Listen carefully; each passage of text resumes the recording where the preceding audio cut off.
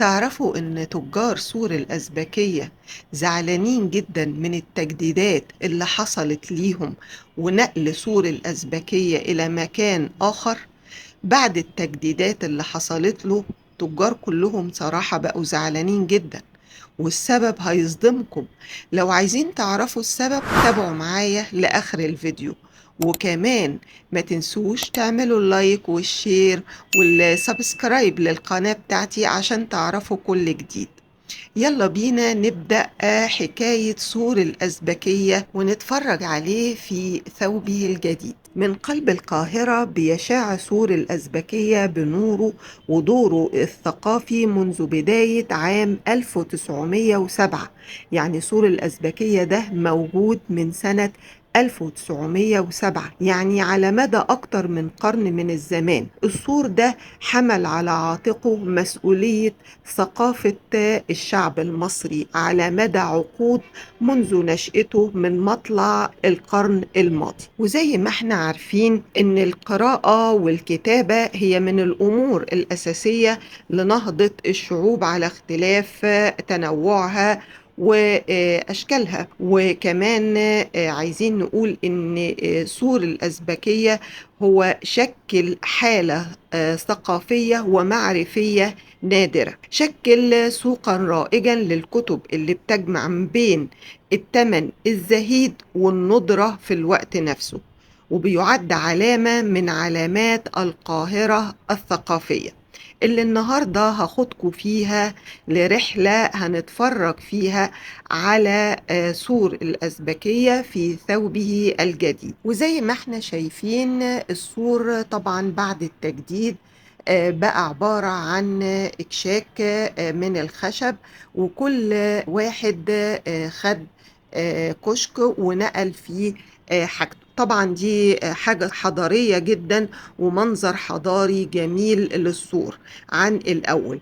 وكمان السور بقى يحتوي على ممرات، وكل ممر بقى باسم روائي أو كاتب من كتابنا الكبار أو الأدباء الكبار في مصر، زي نجيب محفوظ وزي يوسف إدريس وسهير القلماوي وناس كتير. طول ما احنا شايفين هنلاقي أسمائهم موجودة على الممرات ديت متسمية باسمهم. بس أنا ليا لفتة بسيطة كنت عايزة بس أضيفها، إن كانوا ياريت يحطوا صور لهؤلاء الكتاب أو الأدباء ويضيفوا ليها نبذة عن الأديب أو الكاتب، لأن طبعا في شباب برضو ما يعرفوش حاجة عن الكتاب دول أو عن الأدباء دول. يعني مين يعرف سهير القلماوي؟ مين هي؟ مين يعرف مثلا العقاد؟ مين يعرف مثلا نبذة عن حياة نجيب محفوظ، يوسف إدريس؟ كل الكتاب دول كان لازم تتحط لهم صور ونبذة عن حياتهم، كانت هتبقى إضافة حلوة جدا عشان الناس تبقى عارفاهم حتى بالشكل. وسور الأزبكية بيعتمد أساسا على الكتب القديمة والمستعملة في مختلف مجالات المعرفة، بيبيعها أصحابها بعد الانتفاع بها، وبيشتريها تجار من ورثة الكتاب والأدباء. وبالتالي هي فرصة للمواطن اللي بيسعى للقراءة والاطلاع وفلوسه على قده، يعني إن هو لو عايز يقرأ ويطلع ممكن يروح يشتري كتب بأقل الأسعار يعني. وسور الأزبكية اسم بيتردد على ألسنة كل الكتاب والمثقفين في مصر، ومش في مصر بس بل في معظم الدول العربية وبعض المثقفين الأجانب. ولا يوجد في مصر مثقف إلا وقد زار هذا السوق مرة واحدة على الأقل في حياته. ويعتبر هذا السور بمثابة المعرض الدائم للكتب في قلب القاهرة، ولا ينافس سور الأزبكية في تفرده الثقافي أحد إلا ضفاف نهر السين بمدينة باريس الفرنسية، فهما يشتركان في احتضان الثقافة وتقديمها للناس بمبالغ زهيدة. هذا السور العريق الذي شكل ولسنوات طويلة منزلة خاصة لدى المثقف المصري والعربي، فكانت كتبه هي المصدر الأول لمعظم الكتاب والمفكرين الكبار المتواجدين على الساحة الثقافية.